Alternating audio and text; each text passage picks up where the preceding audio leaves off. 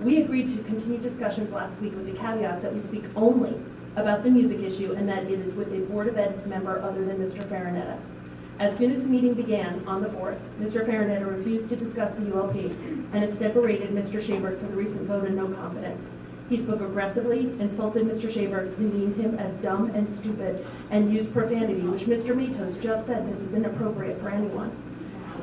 In an even stronger intimidation tactic, Mr. Farinetta said, if we were in a bar somewhere right now, this would end differently.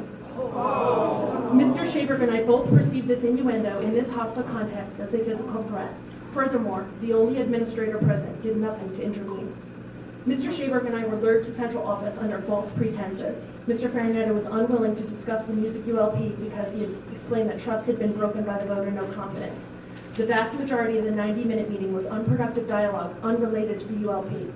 I eventually asked to clarify that Mr. Farinetta was unwilling to discuss the ULP that day, which has been dragging on, 1 minute? For 3 years, and which the purpose of this scheduled meeting, because he was angry about the vote of no confidence, and he confirmed this was the case. This meeting was awful. I cannot describe the experience as anything less than hostile, intimidating, and verbally abusive. All of it was directed toward my colleague, but I felt extremely uncomfortable, which I stated several times.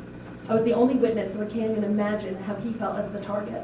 However, I cannot say I escaped unscathed. I'll skip. I've spent my entire 19-year career in this district. I love teaching high school band, and I love our music students with all my heart. These are my kids. I have spent more time at school with them than I've spent in my own home each and every year. I feel a moral obligation to share the details of this abusive meeting with all of you, despite the fact that I have everything to lose. I've had nothing but the highest evaluations throughout my career. I fear that may change. I have been able to teach the age group I'm best suited for. I fear that may change. I had hoped to earn an administrative position within the district. That most certainly will not happen now. Teachers have no power. All we have are our ethics. Thank you for your comments.